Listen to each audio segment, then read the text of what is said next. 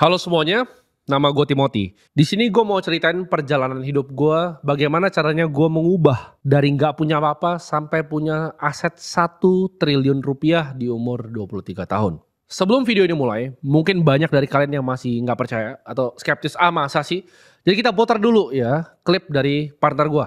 Timothy masih sangat muda, tapi dengan teknik belajar kripto, dia kaya raya, sudah triliuner. Dia baru invest 200 miliar, anak muda. Saat gue masih sangat kecil ya, gue itu punya beberapa hobi. Hobi gue itu main game, main basket, dan nyari duit. Nyokap gue itu udah suka tanya sama gue, lu tuh sebenarnya mau jadi apa? Karena gue anaknya gak bisa diem. Gue selalu coba banyak hal. Gue selalu lompat dari satu hal ke hal yang lain. Bahkan dulu nyokap gue tuh bilang dia paling takut sama gue, karena dia takut gue jadi anak yang pengangguran. Ya ini true story. Nyokap gue takut gue ntar di masa depan jadi pengangguran. Karena kerjanya gue cuma tukang kabur dari sekolah. Tapi ini yang gue bilang sama dia. Gue gak akan mau kerja ya sama orang di belakang meja. Gue gak akan mau jadi karyawan. Gue ngeliat sekolah itu udah kayak penjara dulu. Jadi ini kisah real gue. Gue dari kecil cuma punya satu tujuan. Gue mau kerja untuk diri gue sendiri. Gue mau jadi pengusaha bagaimanapun caranya. Dan mungkin ya gue diketawain pada zaman itu. Dari kecil gue itu selalu terobsesi untuk jadi orang paling kaya. Gue selalu cari berbagai macam cara. Gimana sih caranya gue bisa jadi orang paling kaya? Gue selalu cari, rich list tuh siapa aja isinya. Tapi dari kecil gue itu gak punya roadmap. Dan gue juga gak punya peta yang jelas terhadap tujuan gue itu mau ke depannya seperti apa. Gue dari kecil udah punya bakat untuk melihat peluang ya. Jadi kalau orang bilang dari kecil gue tuh udah suka usaha ya. Usaha pertama kali gue dapatkan uang itu adalah gue joki game ya. Game PC namanya League of Legends. Jadi orang mau naik rankingnya gue jokiin ya. Gue juga gak ngerti kenapa, karena ujung-ujungnya mereka selalu balik ya ke rank mereka yang dulu. Jadi gue mulai joki itu, gue dicatin sama orang, tolong jokin, 50.000. Ya kecil dulu. Industri game itu gak sebesar sekarang. Dulu tuh game dianggap sesuatu yang sangat tabu, gak ada yang support juga. Jadi gue waktu itu cuma joki ya dapat 50.000, ya kadang 100.000. Kadang dibohongin juga gak dibayar. Gue gak dapat uang yang stabil pada zaman itu. Nah waktu gue mulai duduk di bangku SMA, gue mulai mikir untuk jalanin venture pertama gue, bisnis pertama gue, yaitu jualan pomade. Nah jualan pomade ini mulai dari mana? Waktu itu gue dapat uang angpau ya, jadi gue minta kartu kredit dari nyokap gue. Gue inget angkanya berapa? 2 juta rupiah. 2 juta ini gue pakai untuk belanja pomade di website namanya DHgate sama Global Sources. Gue pesen, datang ke sini batch pertama. Lalu gue coba jualin semuanya. Gue jualin tuh di Kaskus dan juga di Tokopedia waktu transisi awal-awal. Tokped tuh gak seperti sekarang. Masih jelek banget websitenya, masih clunky banget ya. Pokoknya jelek banget lah zaman dulu. Dan di situ gue bisa manipulasi ads-nya. Jadi cost per click itu murah sekali, terus gue muncul paling atas. Nah itu yang gue lakukan di pomade gue waktu itu. Gue dari kecil terobsesi untuk baca-baca buku-buku orang sukses ya. Komik-komik seperti Enzo Ferrari, Warren Buffett, Bill Gates. Tapi gue selalu paling terobsesi sama Warren Buffett. Beli saham bisa jadi kaya. Karena bikin software itu gue tahu susah. Ya, gue ngeliat kayaknya susah nih coding. Tapi kalau beli saham untuk jadi kaya, nah itu gue bisa. Tapi bodohnya waktu itu, gue mikir kalau bikin perusahaan seperti Berkshire Hathaway, bikin seperti Warren Buffett, perusahaan investasi ini gampang nih. Tapi kita tahu ya itu justru sulit juga ya. Mau jadi orang kaya semuanya itu sulit, gak ada yang gampang. Gue punya ketertarikan yang luar biasa terhadap financial market. Jadi kenapa gue mulai usaha untuk jualan pomade? Karena gue mau selisihkan keuntungannya untuk gue belikan saham. Jadi waktu itu gue tuh buka di Indo Premier. Itu gue pakai KTP nyokap gue inget banget. Gue datang ke kantor cabangnya di Ruko itu. Jadi gue minta untuk bukain pakai KTP dari nyokap gue. Akhirnya nyokap gue bantuin dan RDN-nya bisa diciptakan. Jadi cara gue jualnya pomade-nya sederhana waktu itu. Gue cuma ngiklanin di Tokopedia. Terus waktu itu gue ketemu satu loophole, yaitu value bisa ditambahkan ke dalam suatu produk. Karena gue lihat sisir murah dulu ya, berapa ratus perak, itu harganya gue bisa beli banyak ya. Jadi gue beli banyak, gue bundle. Beli pomade Solvesi itu dapat gratis sisir. Jadi mungkin kalau kalian pemakai Solvesi itu licin banget, baunya Coca-Cola, mungkin kalian pernah beli dari gue. Karena cara gue maininnya, gue ngerjain Tokped dengan gue bikin banyak akun toko. Ya, jadi bokap gue ada gue buatin, nyokap gue buatin, cici gue buatin, gue buatin. Akunnya banyak ya. Dan gue tembakin iklan jadi kelihatannya kayak persaingan. Padahal tuh sebenarnya punya gue semua. Tokonya sama semua yang punya. Namanya macam-macam. Dari ada yang namanya kayak Pomade Express dan segala macam. Itu punya gue semuanya. Jadi gue tembakin ke paling atas dan itu punya gue semua. Nah ini uangnya muter. Ya awal dari 2 juta, 4 juta, 8 juta, 16 juta, 20-an juta. Sampai akhirnya 100 juta. Tapi di saat uang ini ya, nge-reach peak-nya. Ya sekitar 200 juta. Gue lupa satu hal penting ya. Lu mau pakai barang suatu ya di muka, di rambut itu lu butuh izin BPOM. Dan di situ gue kena ya. Ditanya juga sama bea cukai. Karena gue gak ngerti apa-apa, masih anak kecil 16 tahun. Gue pun taunya kaget ketika gue didatengin ke rumah. Jadi datang ke rumah, gue lagi gak di rumah, gue lagi main basket, nyokap gue yang bilang ada orang datang. Tapi itu adalah pengalaman yang gue gak bisa lupain. Jadi gue belajar di situ, gue gak putus asa ya. Orang lain mungkin di posisi gue, anak 16 tahun bikin 200 juta diambil semua. Gue inget banget yang gue bilang gini, saya tidak mampu bayar, tapi kalau mau diambil barangnya, lu pakai untuk kantor lo aja. Itu gue inget banget. Gue ngomong kayak gitu. Gue masih kecil 16 tahun. Gue bilang, lu pakai buat kantor lo aja biar rambutnya licin satu kantor. Gue gak minta barangnya, lu ambil inventory gue sana. Karena gue gak ngerti juga. Dan waktu itu bodohnya, gue kira adalah uang bisnis adalah uang gue. Jadi udah beberapa gue sisihin jadi sepatu. Ya sepatu basket segala macam. Gue beliin dari sana. Jadi uang yang gue putar pertama kali itu hilang semua. Nah orang biasanya putus asa sini, tapi gue gak putus asa. Ya, gue mulai ke venture gue yang selanjutnya. Gue cari kesempatan lagi. Karena awalnya gini. Kenapa awalnya gue ke Pomade? Karena gue dulu belajar dropshipping. Tapi dropship gue gak pernah jalan gitu. Jadi akhirnya gue pikir gue harus punya produknya. Karena shippingnya terlalu lama. Kalau misalnya harus dari sini baru di shipping gitu. Jadi gue aja yang jual di Indo. Karena kalau gue dropship gue mesti nunggu dari Cina ke sini. Itu terlalu lama. Dan gak pernah works dan gak pernah jalan. Jadi yang gue lakukan adalah gue cari barangnya. Ya. Gue ketemu sedotan stainless. Ya. Jadi sedotan stainless ini adalah produk kedua gue yang akhirnya lebih laku dibanding produk pomade gue. Nah gue menemukan inovasi di sedotan stainless ini. Awalnya gue coba jualin ke kafe-kafe. Tapi seperti kalian tahu, ketika gue masuk ke sebuah kafe itu pasti nggak ada ownernya di sana. Ya gue tolol juga dulu, gue kafe-kafe ketemunya baristanya. Ketika gue ketemu baristanya gue tawarin, dia bilang oh mereka nolaknya polite itu. Mereka nolaknya ya udah ini kita nggak bisa bikin keputusan. Coba panggil manajer juga nggak bisa ngapain gitu. Tapi intinya nggak ada yang mau sedotan gue ya. Semua di Gading Serpong, semua di Dalam Sutra nggak ada yang peduli sama sedotan gue. Lalu gue liat inovasi di sana. Gue liat inovasi di mana kalau lu pakai sedotan stainless yang biasa, lu tusuk ke boba itu susah. Tapi ujungnya itu gue bikin sedemikian rupa, angle-nya ditusuk itu bisa masuk. Nggak bisa nusuk manusia tapi cukup untuk nusuk boba. Dan itu jadi trending hits. Jadi spesialis. Gue bukan yang tipis-tipis tapi yang tebel buat boba ya. Nah sedotan yang buat boba ini itu gue pasarin. Di situ gue mulai belajar tentang yang namanya Facebook Ads. Zaman itu nggak ada yang ngerti ya. 2016, 2017 semua orang tolol.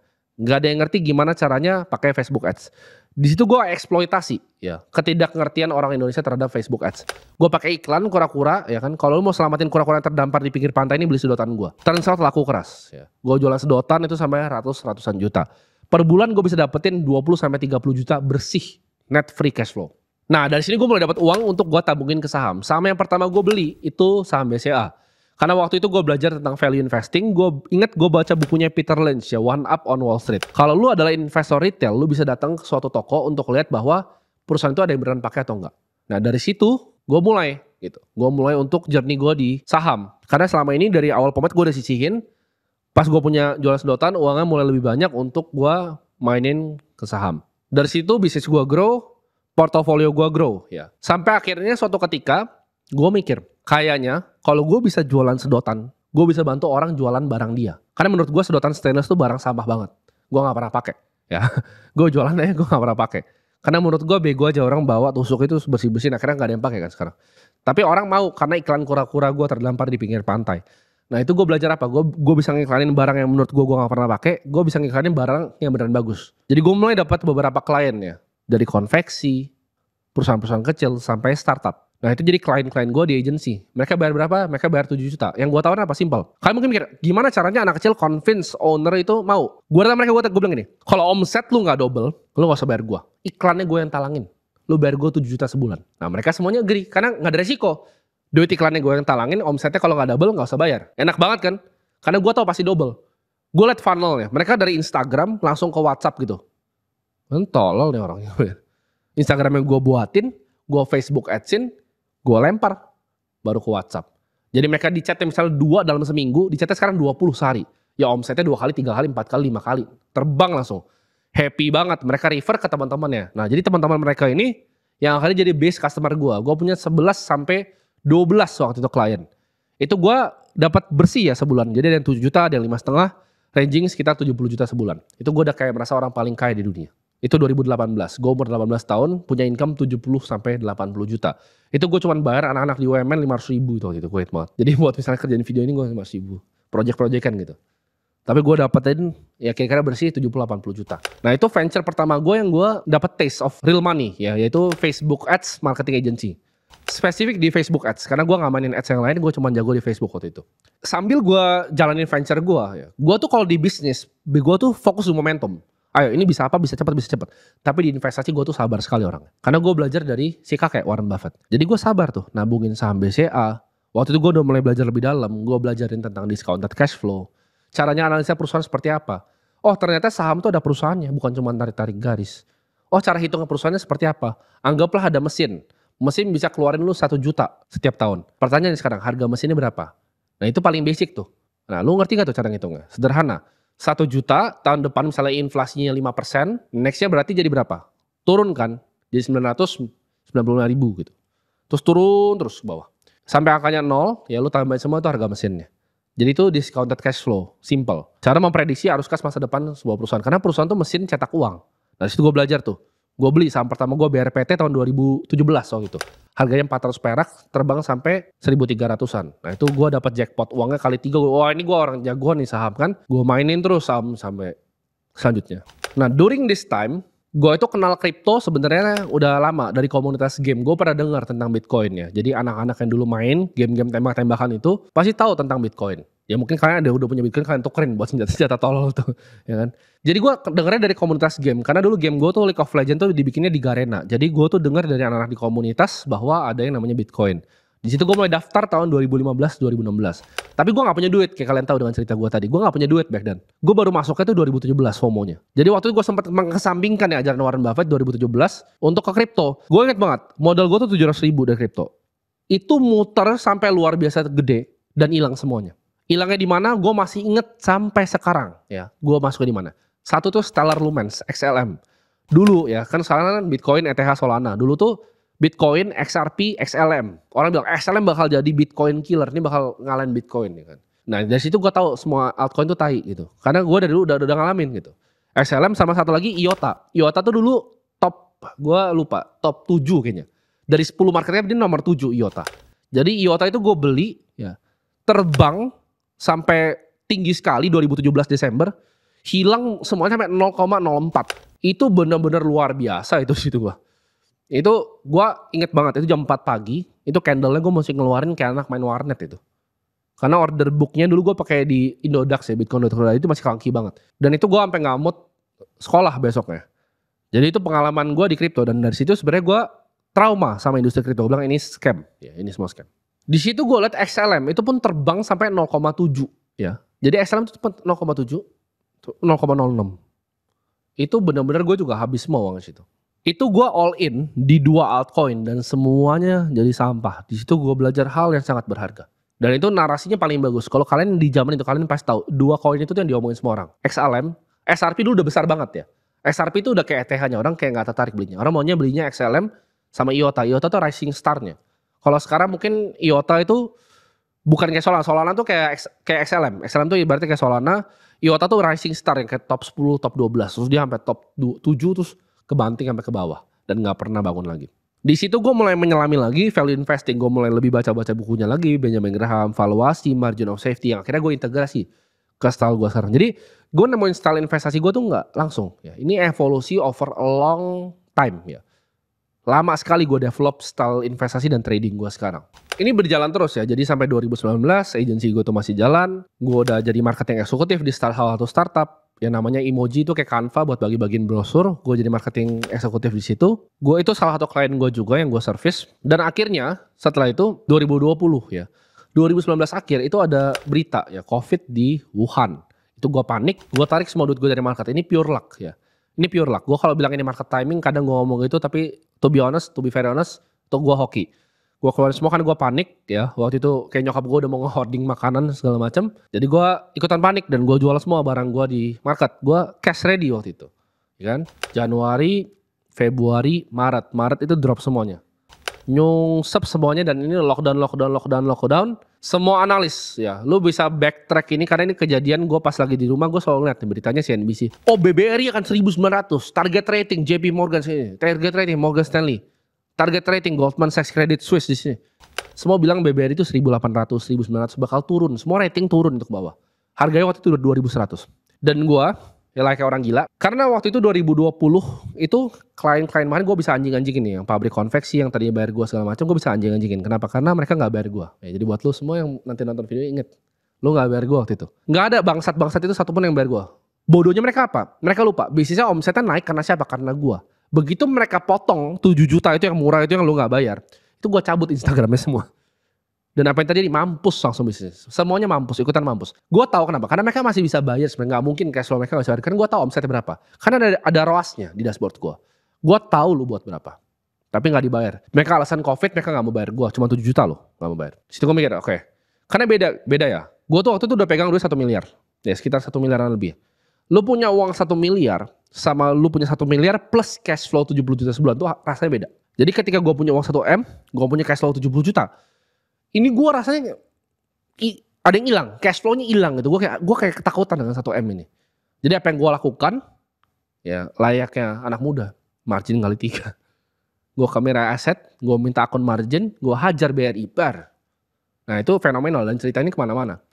Kenapa? Karena gue buktikan semua di TikTok. Nah gimana ceritanya gue bisa sampai masuk ke TikTok? Gue tuh a very private guy. Kalau kalian tahu gue dari dulu, gue gak pernah coba untuk mau di sosial media, gak pernah mau coba untuk ada di mana-mana. Teman-teman gue yang SMA tahu gue very private guy. Semua orang yang pernah berhubungan sama gue tahu gue very private guy. Muncullah Kylie Jenner sebagai the youngest billionaire in the world.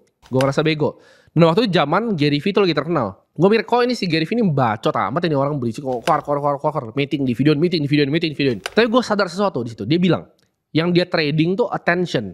Gue pikir attention ini new oil nih. Ini minyak yang baru attention. Nah di situ gue mulai cari gimana caranya gue bisa main di game attention ini. Awal gue searching tuh. Pertama gue ngeliatnya Snapchat. Snapchat lagi booming waktu itu. Gue liat juga LinkedIn, tapi LinkedIn masih kecil banget. Nah yang ketiga yang menarik, tempatnya jamet, yaitu TikTok. Dulu TikTok tuh tempat jamet, sampai gue muncul sana. Gue orang pertama yang bawa konten finansial ke TikTok. 1 Indonesia Raya. Gue begitu bawa, ya kan gue liat konten pertama gue, karena gue orang advertising, gue tahu cara bikin headline. 4 saham di zaman ini yang paling bagus. BCA gue tunjuk, BRI, Telkom, dan itu terbang semua. Dari situ orang banyak nanya tuh, oh ini cara analisa saham yang lain gimana? Misalnya saham BRPT gimana? Oh saham misalnya TBLA gimana, saham INKP gimana. Nah gue mulai jawabin tuh situ. Gue tulisin tuh gimana caranya. Gue bukain di depan komputer gue laporan keuangannya ini. Dan itu meledak ya. Video pertama gue yang tunjuk 4 tadi itu 600.000 view-nya. Video pertama gue. Gue nyampe 100.000 followers itu dalam waktu sebulan. Ya, jadi TikTok gue itu langsung tiba-tiba rame. Terus gue tunjukin play BRI gue. Gue hajar ceder gitu kan. Gue tunjukin portnya. Makanya mungkin kalian banyak yang bingung kenapa gue dipanggil Encek. Karena itu sebenarnya kalian-kalian yang bikin yang pertama kali OG nontonin gue. Jadi itu orang-orang awal yang ngikutin gue.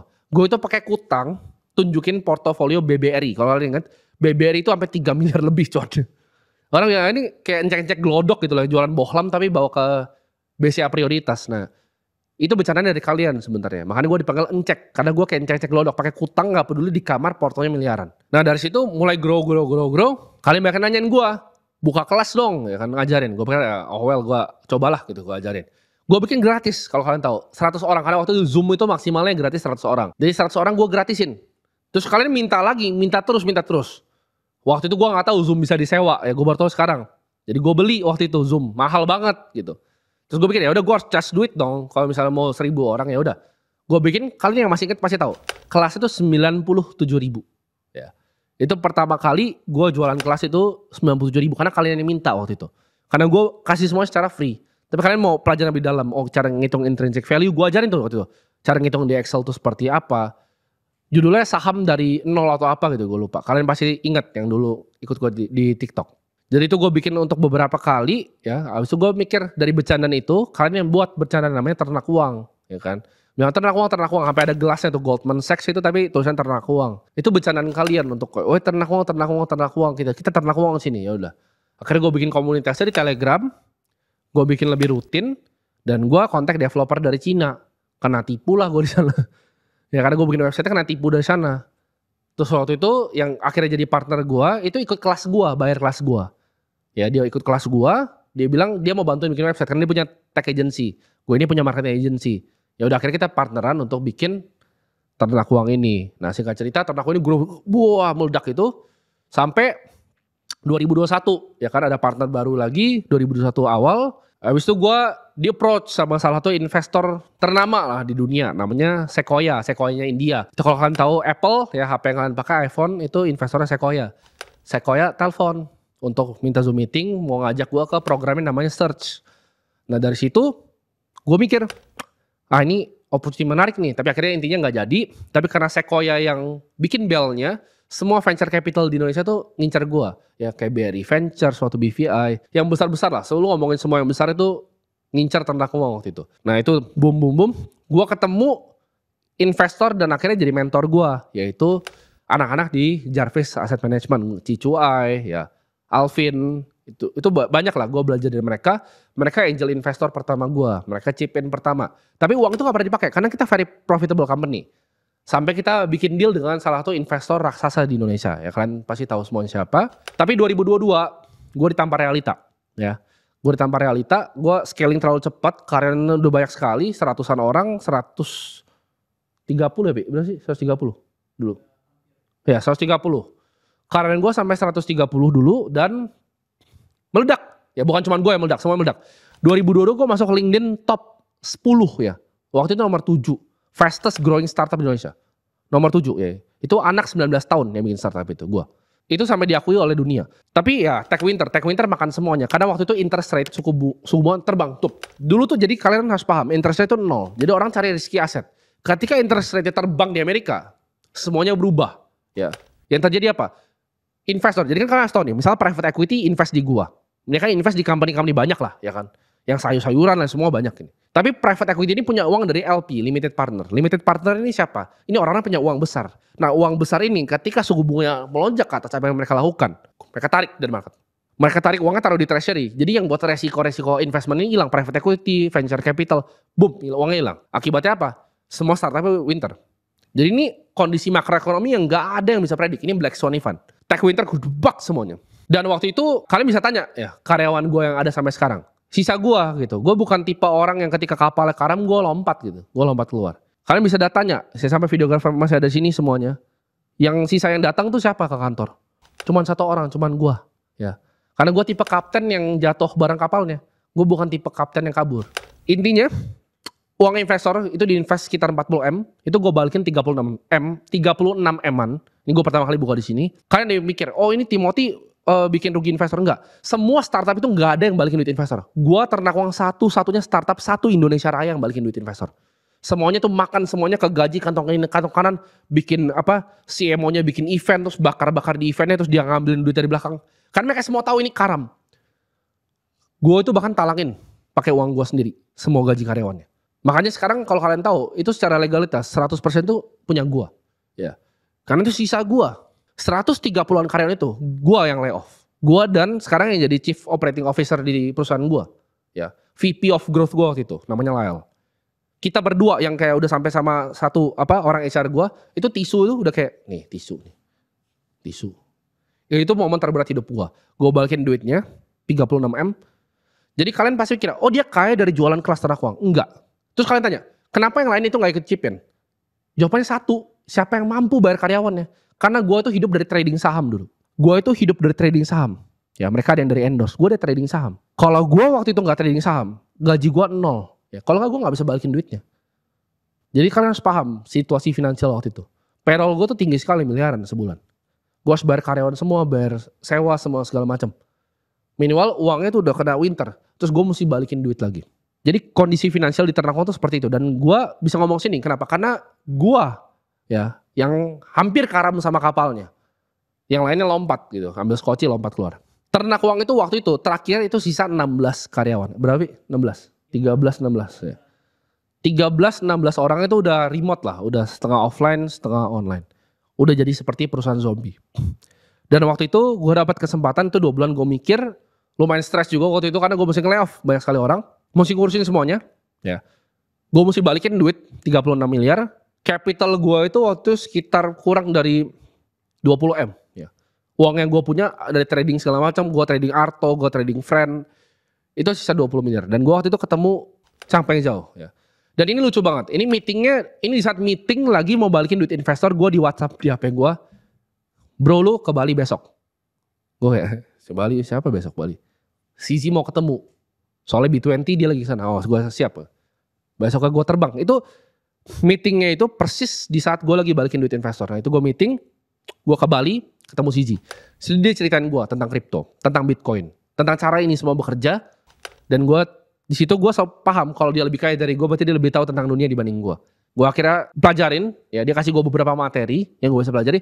Gue pelajari secara dalam dan gue all in. Ya. Gue ketemu kemarin, besoknya gue all in. Gue jual, gue likuidasi. Kebetulan gue habis kebakaran di saham namanya Bukalapak. Gue kebakaran, gue all in semua di Bitcoin. Ya. Jadi ketika gue all in di Bitcoin, itu gue inget banget di November. Ya, November 2022. Dan Akademi Kripto tuh lahir di Desember 2022. Timnya siapa? Ya ini anak-anak ya. Yang tersisa. Jadi anak-anaknya semuanya. Ya. Sisa dari tenaga semuanya tuh akhirnya jadi tim gue. Di Akademi itu. Kalau kan tanya kenapa? Ya karena gue kaptennya pas kapalnya karam. Pikiran gue apa? Gue udah nge-layoff 100 orang. 100 orang tuh bukan cuman 100 manusia loh. Mereka punya istri, mereka punya ada yang 1 anak, ada yang 2 anak. Ada yang support nyokapnya. Itu mungkin 300 orang di punggung gue layoff. Gue gak bisa layoff lagi nih 16 orang ini. Gue harus bikin bisnis gue pikir. Disitulah gue lompat dengan capital gue semua, gue bikin Akademi Kripto. Gue invest berani di Bitcoin, gue buat Akademi Kripto. Dan itu meledak ya kan, as Bitcoin naik, semua posisinya naik, uang gue situ nyentuh akhirnya 100 miliar pertama, dan gue bertemu partner gue, nih lagi di sini duduk sini. Gue ketemu dia di Twitter, jadi waktu itu gue lupa, gue tuh lagi ngepost trading volume gue, dia kayak ngepost gitu. Biasanya dia bilang kayak, oh ini dia juga gede gitu, tapi si bangsat ini pakai bahasa Inggris. Jadi gue nggak tahu dia orang Indonesia, padahal dia harusnya tahu gue ya kan, ini gue nggak pernah nanya lu. Bangsat ini tuh tahu pasti Timothy Donald itu siapa. Jadi abis ini gue mau nanya dia. Tujuannya tuh kenapa dia chat gue. Karena dia duluan yang chat gue. Tapi gue juga mikir nih pas bikin video ini, pas ngomong ke kalian. Harusnya dia tahu, si bangsat ini tahu gue orang Indonesia kan. Si anjing kenapa pakai bahasa Inggris dulu gitu. Nah, itu ntar itu buat conversation sehabis ini. Tapi intinya gue ketemu dia. Dan gak banyak basa-basi lah. Kita ketemu ya kan. Kita ketemu karena dia itu di Twitter luar tuh kayak Robin Hood. Suka bagi-bagi duit ke orang di Iran, ya, orang-orang nggak jelas dikasih $1.000 kayak orang autis gitu. Kasih dia trading terus kasih orang duit gitu. Ketemu ya kan, dan kebetulan gue lagi cari analis karena dulu ada profesor yang kerja sama gue di Australia, Mas Dimas namanya, dia bantu gue untuk structuring course blockchainnya. Lalu gue ketemu dia di Great Indonesia, gue ketemu dia langsung deal tuh on the spot. Karena gue udah sering ngeliat orang, gue tahu orang banyak bacot sama orang beneran ada isi yang mana. Gue liat apa yang lu pernah kerjakan mana, gue langsung tanya dia. Apa yang pertama gue minta? Akun apa? Akun Bybit ya gue buka. Ya, gue buka akunnya gue liat, ya kan. Oh ya udah, oke. Lo mau partneran nggak? Malam itu kita langsung announce. Jadi paginya ketemu, baru buka malah gue inget. Karena gue nggak bisa masuk waktu itu. Di Union Grand Indonesia. Itu baru buka malamnya kita udah bikin deal. Dan nggak banyak cincong. Bahkan kita belum hitam di atas kertas ya, belum ada hitam di atas putih, kita kerjain aja bisnisnya. Kita grow bisnisnya, jadi luar biasa. Karena gue mimpi, gue pernah bikin di video, gue pengen punya endowment fund seperti Harvard. Jadi tuisi, gue punya endowment fund ya. Dan itu gue kerjakan di Akademi Kripto. Ini grow signifikan ya. Dan portofolio gue kebetulan dari awal gue mulai ya, capital sekitar 20 miliar yang gue all in di Bitcoin, sering itu bertambah ya. Itu grow jadi luar biasa signifikan. Ketika udah di 100 miliar gue dapat play karena dia mempertajam gue punya sense di kripto. Jadi gue tuh punya ilmu capital marketnya yang tajam. Dia tuh punya sense kriptonya tajam. Ini digabungin ya akhirnya jadi fund Ronald Capital. Itu fund gue pribadi, itu family office untuk high net worth individual. Ya, untuk gue sendiri, uang gue sendiri. Di situ gue grow, gue ketemu stylenya gitu. Jadi dia bisa bantuin gue cari naratifnya, gue ketemu style gue sendiri. Dengan value investing digabungin kripto punya on-chain analysis. Itu porto gue meledak. Porto gue meledak di luar dari event bayangan gue. Ya, hampir ratusan miliar.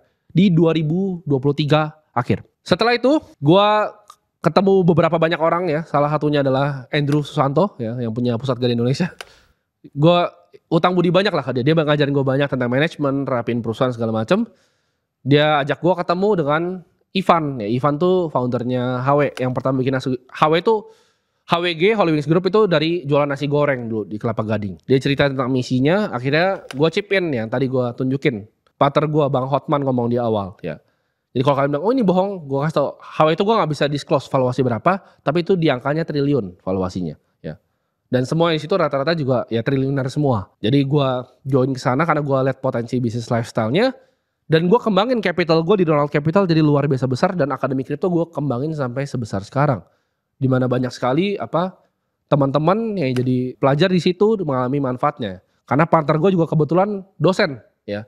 Jadi ngajar lebih bagus dari gue. Dari situ kalau kalian bisa valuasi ya ini baik liquid or non liquid, harusnya kalian dapat rough gambaran ya dari apa yang gue jelaskan di sini. Dari pertumbuhan portfolio gue, dari valuasi gue di HWG ya. Gue masuk tuh di valuasi triliunan. Dan bisnis gue, akademi kripto kalau mau divaluasi pun juga triliunan sebenarnya. Tapi ini nggak usah anggap lah, karena itu kan nggak real shares itu, nggak bisa diakuin. Jadi by net worth harusnya gue sekarang per video ini shoot udah 1 triliun, ya mungkin lebih. Ya harusnya lebih. Dan ini dari anak yang jualan sedotan. Dulu tuh gue ingat banget, gue pulang sekolah itu harus nganterin sedotan ke Jenny. Gue yakin ya, gue datang ke situ, itu ngkongko itu masih hafal gue. Karena setiap hari gue naik sepeda nyokap gue udah packingin. Ini datang dari anak yang jualan sedotan, ya. Ke Jenny nganterin sampai punya bisnis lifestyle nomor 1 di Indonesia. Ya perjalanannya kira-kira seperti ini. Apakah kalian bisa tiru? Enggak ya. Gue bilang gue emang orangnya udah agak gila dari dulu. Nah pertanyaan kenapa bisa secepat itu? Nggak ada yang percaya. Mungkin mas gue bikin video begini pun sedetail ini gue bongkar dalam-dalamnya pun masih ada yang bilang skeptis ini mau bohong ya. Terserah lu lah. Ya terserah lu. Lu ke garasi gue lu tahu mobil gue tuh hampir 100 miliar di bawah situ ya. Jadi terserah lu mau percaya mau enggak ya. Gue nggak bikin video ini juga untuk percaya. Tapi gue mau menginspirasi kalian yang beberapa yang punya jiwanya seperti gue. Gue pengen kalian tuh punya mentor seperti gue. Karena gue punya mentor gue sebutin tadi ya. Kayak Cicuai, Alvin dari Jarvis. Mereka tuh kayak sekolah gue waktu. Jadi gue ngerjain ternak uang.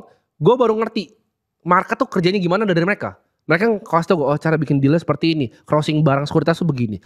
Dulu gue cuma tahu kode-kode sekuritas tuh apa. Tapi gue gak tahu siapa di belakangnya. Oh ini punya sini, oh punya sini. Oh gini cara mainnya. Itu gue baru paham. Ya. Andrew juga ngajarin gue banyak ya. Manajemen tuh seperti ini. Cara lu pisahin karyawan tuh seperti ini. Ini structure-nya seperti ini. Karena dia ribuan karyawannya. Udah tahu caranya.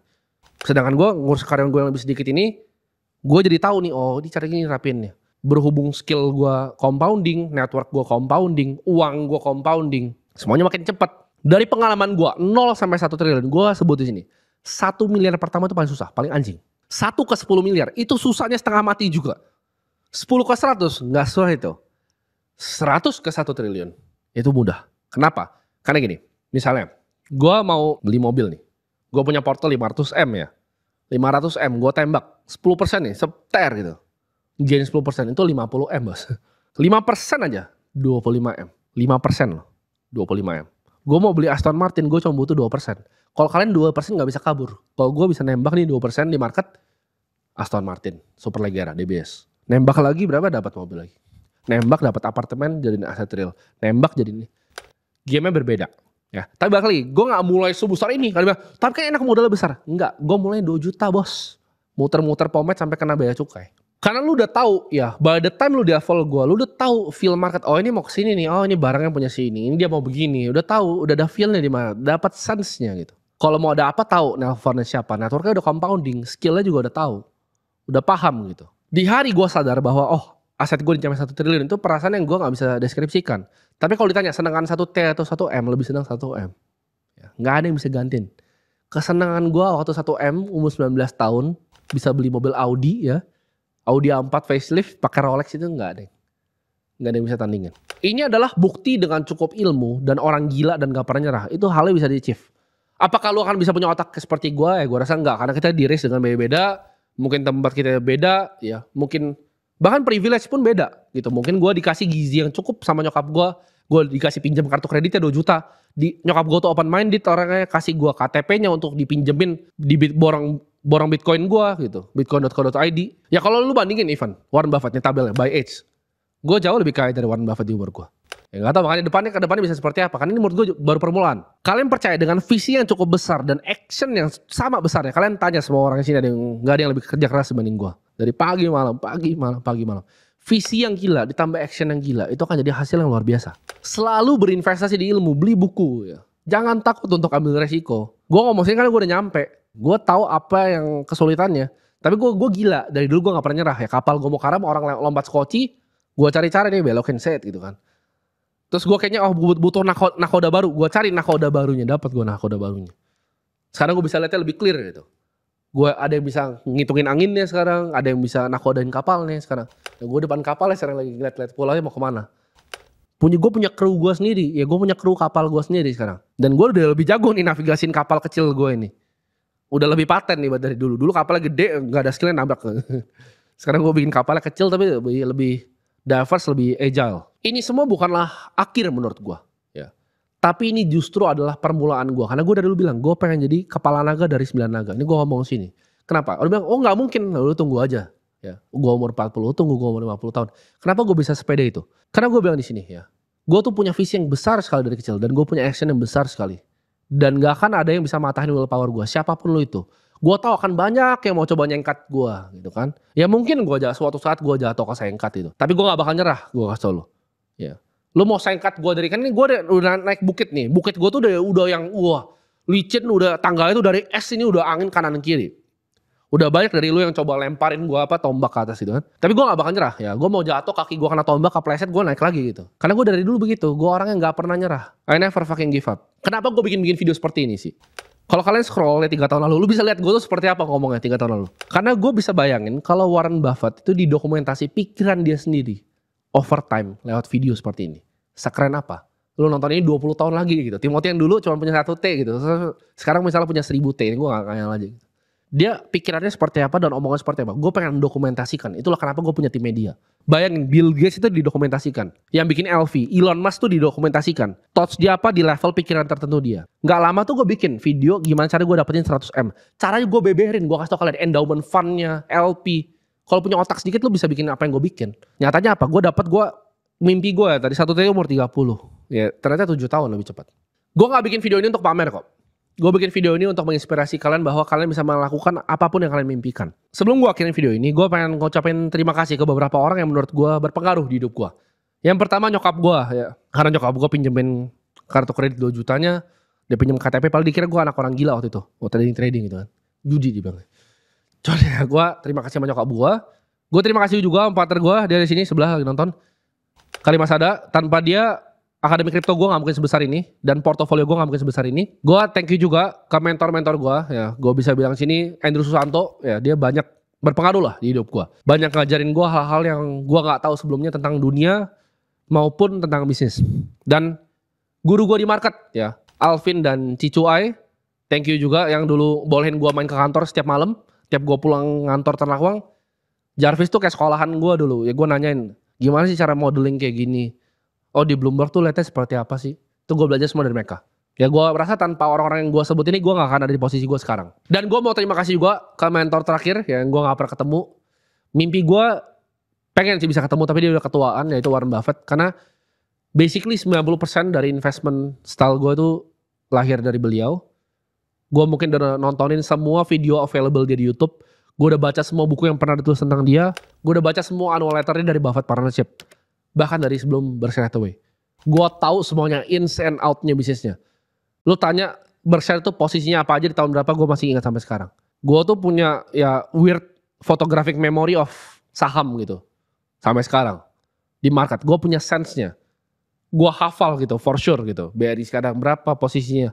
Ini kita lagi sekarang di Alam Sutra syutingnya. Gue tahu market cap-nya 2,6 triliun. Ya. Total asetnya itu ada 22T. Itu gue hafal di luar kepala sampai sekarang. Karena gue pelajarin Warren Buffett dan gue pahamin cara dia berpikir seperti apa. Jadi gue mau ngomong sini semua kalian, ini bukan akhir. Gue baru mulai dan dalam waktu ya mungkin 30-50 tahun gue akan jadi orang paling kaya di Indonesia nomor 1.